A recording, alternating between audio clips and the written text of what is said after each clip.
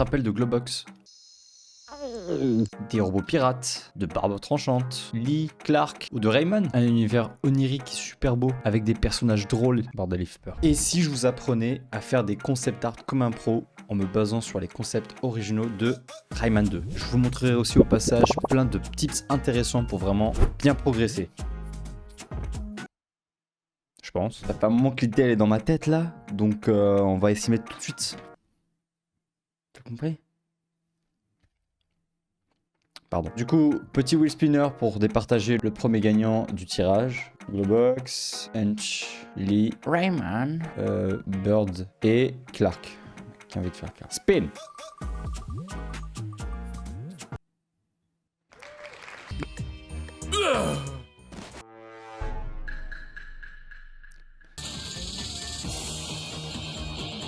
Stop! Avant de faire votre perso, définissez dans quel univers il se trouve, c'est vraiment très important. C'est le premier tip d'ailleurs que je vous recommande. Définissez l'univers dans lequel il se trouve, donnez un lore, un background si je puis dire. Comme ça, ce seront des outils qui vous permettront de pouvoir lui donner des attributs en lien avec ce qu'il est. Bon, en faisant mes recherches, je me suis rendu compte qu'en fait, il n'y a pas grand chose sur lui. Les 3/4 de la page sont tournés sur ses skins et ses animations. On a pas mal d'informations redondantes sur le propos d'Henchman. Par contre, si on cherche bien, on peut trouver quelques anecdotes ou du manuel.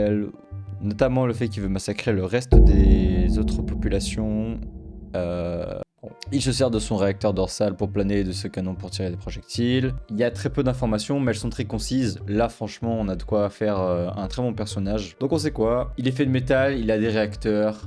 Il porte principalement du rouge et un métal rouillé. Ce sont ses principales couleurs. Il porte un tout petit peu d'or sur lui, notamment sur ses chaussures. Notez-les, mettez-les de côté et on revient dessus tout à l'heure. Maintenant que vous avez ces informations précieuses de votre personnage, vous n'avez plus qu'à allumer votre Photoshop et on est parti.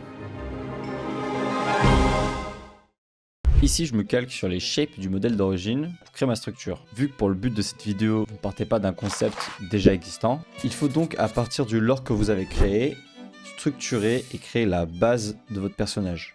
Mais avant qu'on aille plus loin, mes amis, je dois vous parler de Michel Ancel, le papa de Rayman. Nous sommes au début de l'an 2000, à l'aube des premiers jeux de plateforme en 3D. Époque formidable où les développeurs pouvaient encore expérimenter et créer librement, sans se faire casser les couilles par les éditeurs. Profitant donc des tout nouveaux moteurs 3D, parce que c'est là qu'apparaissaient les premiers Mario en plateforme 3D, etc. Et parmi ces créateurs, il y avait Michel Ancel.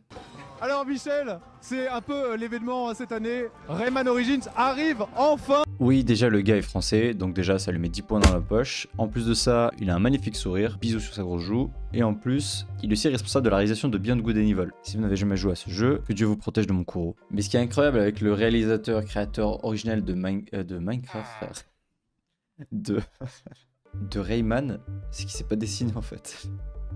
Sauf que notre Michel Ancel était un développeur qui était, comme à son époque, comme beaucoup de développeurs, un homme à tout faire, c'est-à-dire que, comme il explique si bien dans ses interviews, il n'est pas que développeur, il est animateur, il est level designer, il est concept artiste, il est 3D modeler, et j'en passe. Et donc quand il en vient à créer Rayman, eh bien il n'a pas forcément les qualités artistiques requises pour créer un personnage suffisamment élaboré. Et en dépit de ses qualités inexistantes pour le dessin, ça ne l'a pas empêché d'avoir déjà compris quelque chose de très important. Avant de révéler cette chose, laissez-moi vous poser une simple question. Pourquoi Rayman a si bien fonctionné? Évidemment, la réponse est multifactorielle, mais à mon sens, c'est grâce à son originalité.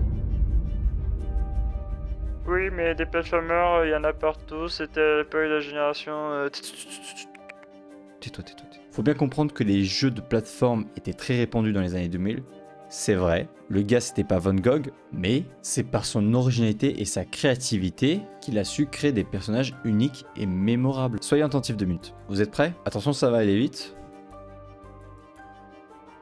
Maintenant dites-moi, si je vous demande de me décrire les 2 personnages que vous venez de voir à l'instant, est-ce que vous en seriez capable? Parfois, une bonne idée suffit, il faut juste prendre le temps de trouver la bonne.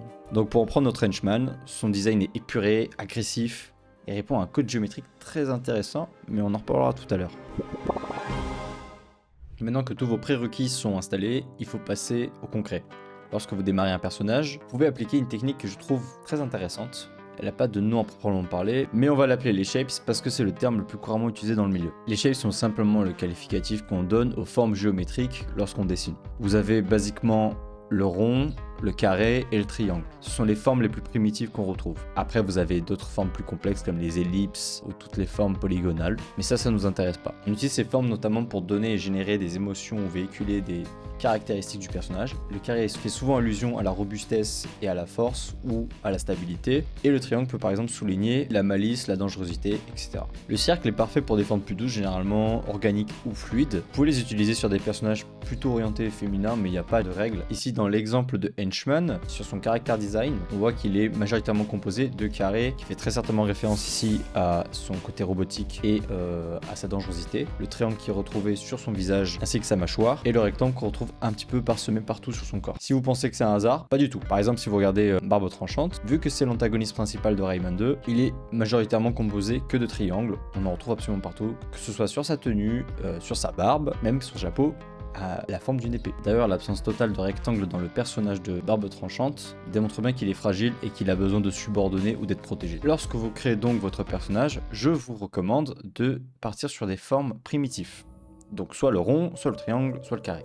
Si par exemple votre personnage est gentil et bienveillant, partez sur des formes plutôt carrées ou ronds. Évidemment le triangle est une option, dans la mesure où votre personnage a une personnalité plus sournoise ou vile, ça peut fonctionner mais il faut faire attention. La technique des shapes est très intéressante, mais je pense qu'elle est utilisée avec une grande parcimonie parce qu'elle ne fait pas tout. Elle permet de structurer et donner une lisibilité claire pour votre personnage, mais après il faut étayer et commencer à varier les formes. Sinon vous allez vous retrouver avec des personnages style PS2 quoi. En tout cas, cette partie-là du boulot était mâchée pour moi, parce que le concept d'origine possède déjà ses formes géométriques, donc je les réapplique juste, et je vais étayer directement derrière. Maintenant, il n'y a plus qu'à progresser sur le dessin, continuer le concept, continuer à détailler tout en modifiant et en rajoutant ce qui vous arrange, et voilà. Ici, je ne m'attarderai pas du coup sur la partie painting, parce que c'est un long process, et que je pense que ça mériterait une autre vidéo pour ça, mais c'est déjà pas mal, non? Allez, on fait un deuxième perso. Bon, Rayman, je vais l'exclure parce que il a pas de bras. Mon choix s'est porté donc sur Lee. Lee qui est la fée qui accompagne Rayman dans Rayman 2 du coup. Elle est décrite comme une fée puissante qui peut générer des lums, donc elle a un côté très onirique, féerique, et on voit son design qui est très simple. Donc à partir de ça, on peut vraiment tout de suite poser les bases. Vous savez maintenant comment je procède pour faire ces choses-là. J'ai apporté ma petite touche perso parce que ça reste un concept, il faut que j'y apporte une plus-value. Et voilà.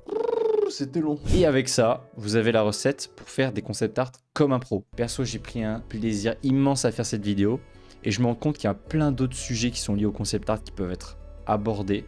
Dites-moi si ça vous intéresse pour une suite ou par exemple sur les expressions ou ce genre de choses. Perso, je lis tous les coms, hein. En même temps j'en ai que 10. Mais d'ici là, prenez du plaisir dans le dessin. N'oubliez pas que ça reste une passion avant tout. Dessinez, et on se dit à la prochaine. La bise.